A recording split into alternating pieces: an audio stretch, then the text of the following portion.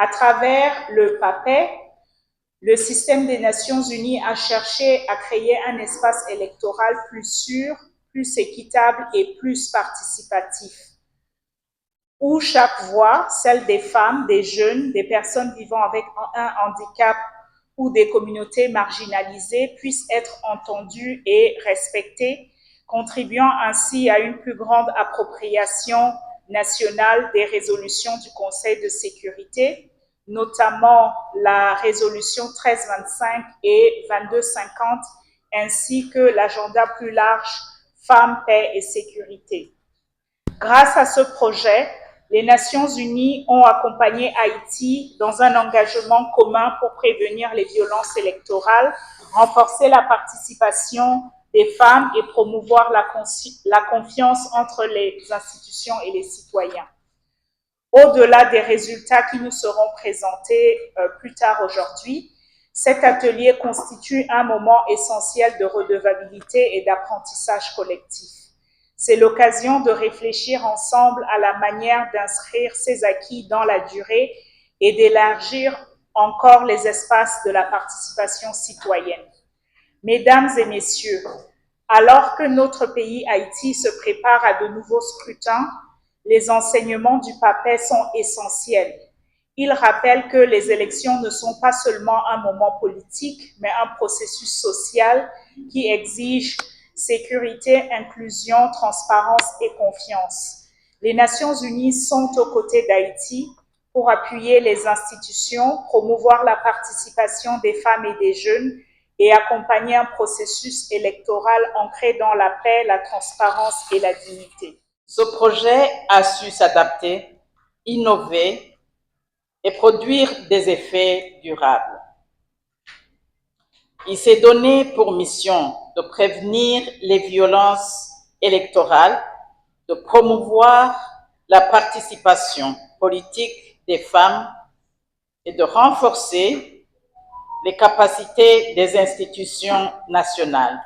Le projet a formé des formateurs en violence basée sur le genre, dont 50 policiers et 150 journalistes, tout en appuyant la création d'une cellule de prévention des violences électorales au CEP, l'élaboration d'une stratégie nationale et le développement d'outils numériques pour le suivi des plaintes. Il a aussi favorisé la mise en place de l'Alliance, regroupant 11 réseaux de femmes actifs dans les 10 départements d'Haïti. Ces résultats sont essentiels car ils permettent de capitaliser les acquis dès aujourd'hui afin d'éviter la duplication des efforts et de renforcer l'efficacité des interventions futures. Leur valorisation garantit une meilleure utilisation des ressources et une progression harmonieuse vers nos objectifs communs. Nous sommes dans un contexte électoral avec un quota de 30% reconnu par la Constitution actuelle. Malgré ces avancées normatives, les femmes étaient représentées à 2,7% à la dernière législature. Beaucoup d'efforts doivent être fournis pour éviter une telle situation lors des scrutins à venir pour un pays qui vient de s'engager pour un développement inclusif et égalitaire. Les femmes représentent 22% au gouvernement actuel, 11% au CPT et sans droit de vote. Le personnel électoral au niveau départemental et communal est d'environ 27% féminin. L'évaluation de PAPE confirme la pertinence et l'impact de cette initiative et appelle notamment l'institutionnalisation des formations au sein du CEP et de l'APENAGE, le renforcement de la coordination interinstitutionnelle et la création d'un observatoire citoyen pour le suivi des violences électorales. Ce moment marque une étape essentielle dans notre engagement collectif pour des processus électoraux inclusifs, paisibles et sensibles au genre. Depuis juin 2022, ce projet, mis en œuvre par l'ONU Femmes et le PNUD, avec l'appui du Fonds pour la consolidation de la paix, PBF, a permis de poser les bases d'une approche nouvelle de la gouvernance électorale en Haïti. Une approche axée sur la prévention et la gestion des violences électorales, y compris la violence politique à l'égard des femmes, la formation, la médiation et surtout la protection des femmes dans la vie politique. L'évaluation que nous lançons aujourd'hui n'est pas un simple exercice administratif. C'est un moment d'apprentissage et de redevabilité. Elle nous permettra de mesurer l'efficacité de nos actions, d'identifier les bonnes pratiques et de dégager de nouvelles pistes pour renforcer notre cadre institutionnel de prévention de la violence électorale, particulièrement celle dirigée contre les femmes. En tant que directrice de formation au Conseil électoral provisoire, coordonnatrice de l'unité de prévention de la violence et coordonnatrice de l'unité genre au CEP, je voudrais saluer le rôle déterminant qu'a joué ce projet dans le renforcement des capacités des cadres électoraux, dans la sensibilisation des acteurs politiques et communautaires et dans la promotion d'une culture électorale apaisée et équilibrée.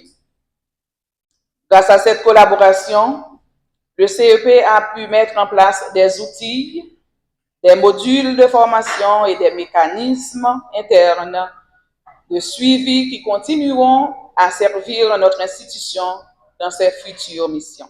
Dans un contexte particulièrement complexe et exigeant, le projet PAPE a su articuler ses interventions autour de 3 dimensions essentielles. La prévention de la violence électorale, la gestion des conflits liés au processus électoral, le renforcement du dialogue démocratique pour une participation politique accrue et sécurisée des femmes en Haïti. Ce projet a placé la lutte contre la violence faite aux femmes au cœur du processus démocratique en reconnaissant une vérité fondamentale. Il ne peut y avoir des processus électoraux crédibles, inclusifs et légitimes sans la pleine participation des femmes, sans un environnement sûr et sans une tolérance zéro envers les violences sexistes et politiques à leurs encontres. Cette rencontre d'aujourd'hui revêt donc une portée toute particulière. Elle ne se limite pas à une présentation des résultats ou à une évaluation technique. Elle présente une occasion précieuse, des résultats ou des évaluations techniques, de faire le point collectif sur les acquis du projet, d'en analyser les forces, les limites et d'en tirer les enseignements nécessaires pour consolider les avancées et guider nos actions futures. Elle vise aussi à ouvrir un espace de dialogue interinstitutionnel aux acteurs étatiques, représentantes et représentants de la société civile, partenaires internationaux et bénéficiaires directs du projet peuvent faire entendre leur voix, partager leurs expériences et formuler ensemble des engagements concrets pour les prochaines étapes. Mesdames, Messieurs, à ce stade, il est important de rappeler que la participation politique des femmes en Haïti est restée marquée par des inégalités structurelles profondes, faible représentativité, violence politique genrée, stigmatisation, marginalisation dans les partis. Nous ne pouvons pas rester indifférents face à cette réalité. La ministre à la condition féminine réaffirme son engagement à travailler aux côtés de tous les acteurs ici présents pour faire avancer ce combat. Nous sommes prêts à soutenir la mise en œuvre des recommandations issues de cette activité, à contribuer à l'élaboration des stratégies durables et à porter politiquement les réformes nécessaires pour garantir un processus électoral plus équitable, plus sûr et plus représentatif des réalités de notre société. Cet engagement s'appuie sur la Constitution amendée qui consacre le principe du quota d'au moins 30% de femmes dans les instances de décision et d'autres institutions juridiques et réglementaires internationaux en matière des droits des femmes, notamment CEDEF, Belém-do Beijing plus 30, les objectifs de développement durable, etc. La ministre à la condition féminine et aux droits des femmes œuvre sans relâche à la mise en œuvre de la politique d'égalité femmes-hommes 2014-2034, adoptée par l'État haïtien comme cadre stratégique national. Cette politique consacre une place centrale à la participation politique des femmes, la reconnaissant comme levier de transformation démocratique et de justice sociale. Dans le cadre du projet de révision constitutionnelle, le ministère a entrepris des démarches stratégiques pour aller plus loin. Plaidoyer actif auprès des instances de réforme pour l'intégration explicite du principe de parité comme norme constitutionnelle.